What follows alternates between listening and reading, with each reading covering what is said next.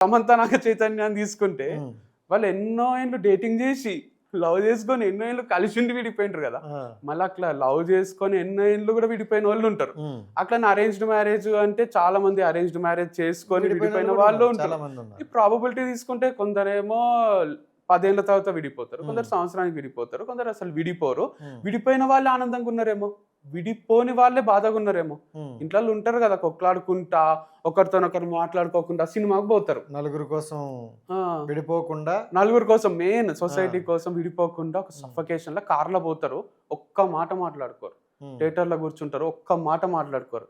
అదే మనం ఒక్కరం కూర్చొని చూడడం ఇంకా బెటర్ కదా.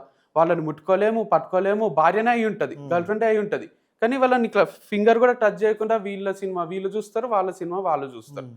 అది ఒక బతికే కాదు కదా. సో వాళ్ళ మధ్యలో రొమాన్స్ ఉండాలి, వాళ్ళ మధ్యలో లవ్ ఉండాలి, అప్పుడే కలిసి కెమిస్ట్రీ ఉండాలి. అనేది ఉండాలి కదా. కెమిస్ట్రీ అనేది ఉమ్, ఉండాలి, మాట్లాడుకోవాలి, ఎంజాయ్ చేయాలి, చిల్లు ఉండాలి. కానీ బలవంతంగా దీంతో నేను ఎందుకుంటున్నా అని వీనికి, ఉమ్, వీనితో నేను ఎందుకుంటున్నా అని ఆమెకు